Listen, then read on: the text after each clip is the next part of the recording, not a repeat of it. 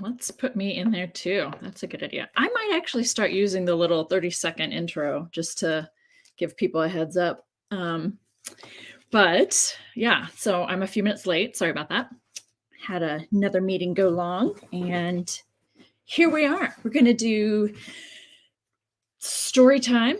We're talking about Genesis chapter 6, which involves, and I'm actually just going to do the first 4 verses of Genesis chapter 6. So again, just a heads up of what I'm doing here.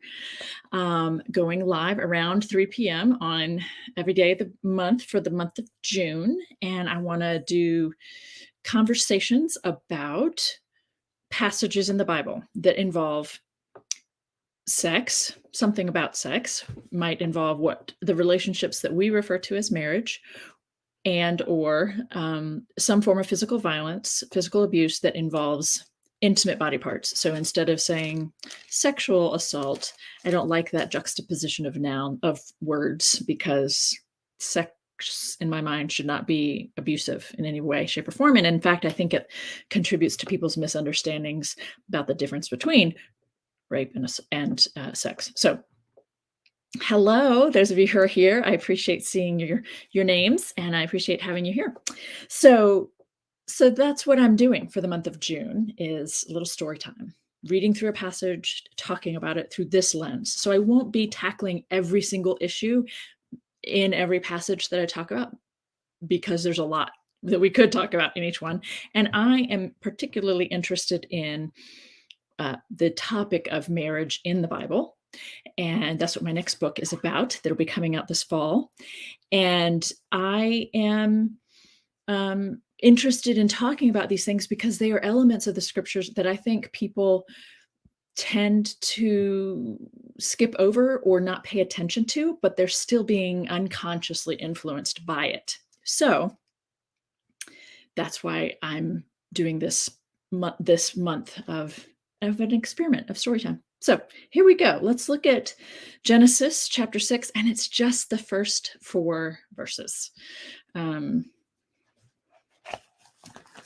So when people began to multiply on the face of the ground, and daughters were born to them, the sons of God saw that they were fair, and they took women for themselves of all that they chose. So much to talk about. Then the Lord said, "My spirit shall not abide in mortals forever, for they are flesh. Their days shall be 120 years. The Nephilim were on the earth in those days, and also afterward, when the sons of God went in to the daughters of humans who bore children to them. These were the heroes that were of old, warriors of renown." So end of story. And from there, we get that God is really angry about the wickedness of humankind, and so forth and so on. So that's a different story for a different day. I won't even be talking about the flood stories actually in this series. When people began to multiply on the face of the ground and daughters were born to them, the sons of God saw that they were fair, and they took women for themselves of all that they chose. We could spend a lot of time talking about just that if you wanted, you know what I'm saying? But I'm not going to spend a whole lot of time. I just want to raise these points for you to think about. First of all, we still have the English translations are using the word wife instead of woman.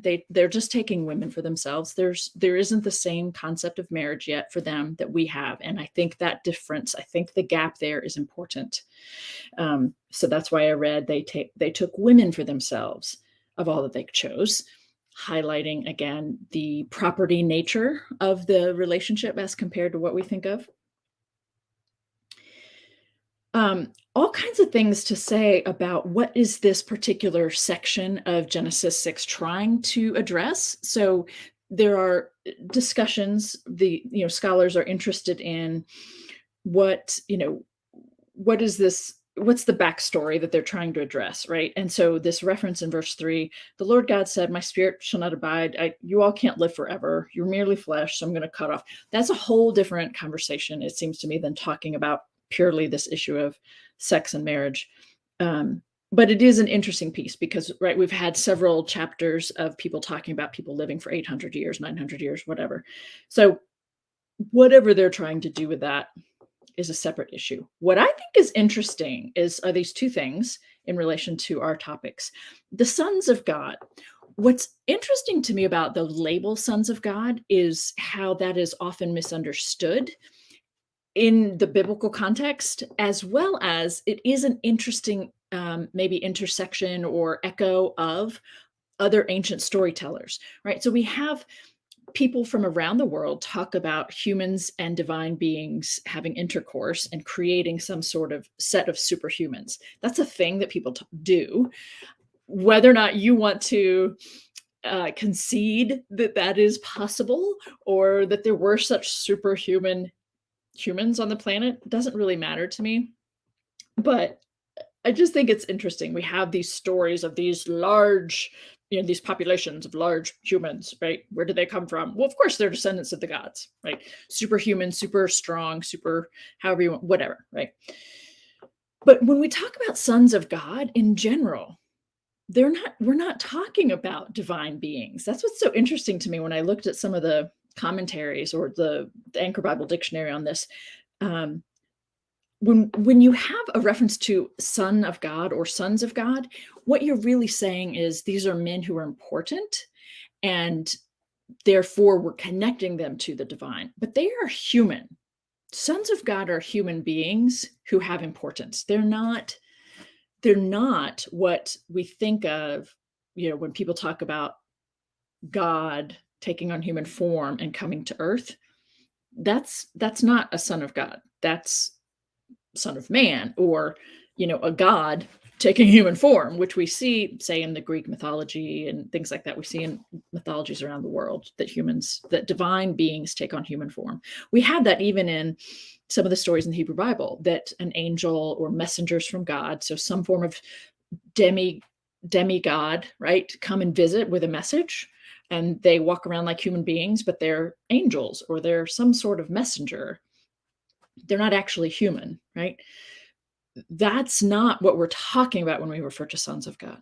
So it's kind of an interesting little segment. Okay, so sons of God are just important men. Perhaps they are valiant warriors, or perhaps they are the princes of the region or something. But the story says the sons of God saw that women were fair, and they took for themselves as many women as they chose.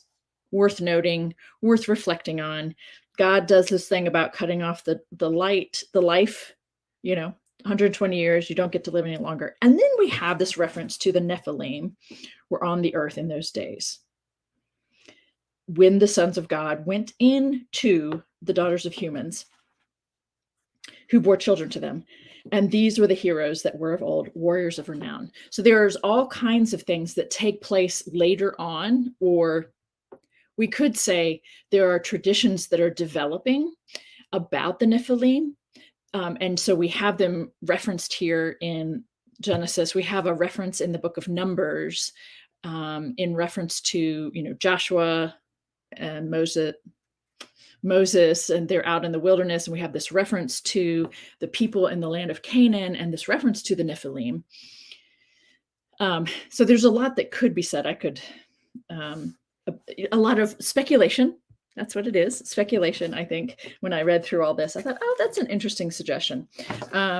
We don't have a whole lot that we can say definitively about the Nephilim. We can say, for instance, that Nephilim, that name, comes from nephal, which is a verb to fall. So there's a reference to, are these the fallen ones? That shows up in the Targums.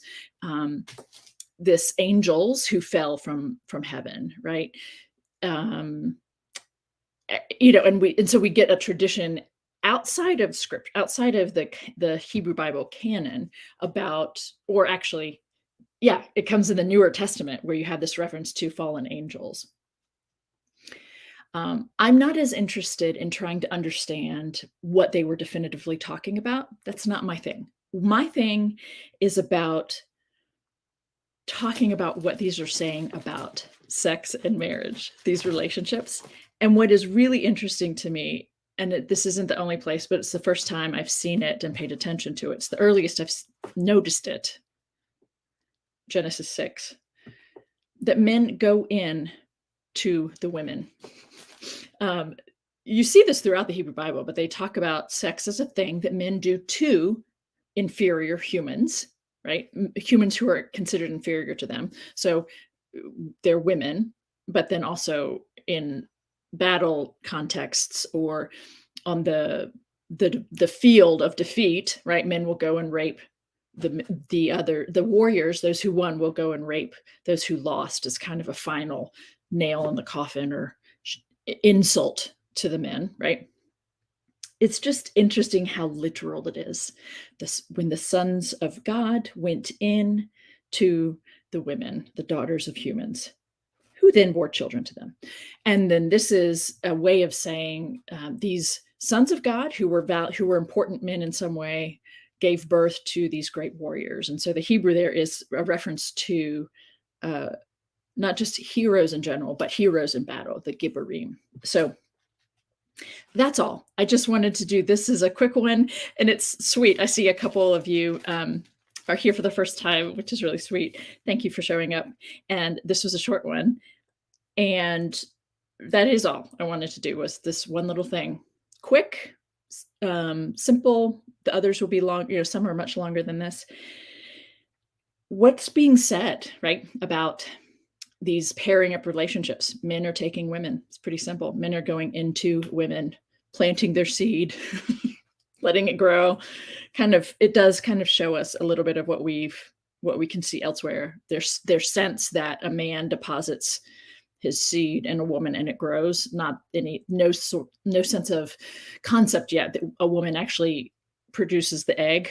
That's beyond their understanding at this point. So yeah, men go into women. A woman is very much talked about as an object here, right? And they bear these great heroes, warriors of renown. It's all about the men, all about the warriors. Women are just the property. It's very interesting. Any questions or comments? It's a short one today. I will be on time tomorrow, and we are talking about the story of Ham tomorrow. So a bit of a trigger warning I will offer at the beginning tomorrow. These stories on the Nephilim are some of my favorites. Oh, sorry, Drew. I don't have more to say. Have you heard Heiser's speculation? Let me just show this. These stories on the Nephilim are some of my favorites. Have you heard Heiser's speculation on Jesus having Nephilim ancestry? I have not. And I am looking to see if Heiser was one of them referenced in this article. And I don't remember seeing that name, but I kind of skimmed over the notes because I was just interested in what the different takes were. No.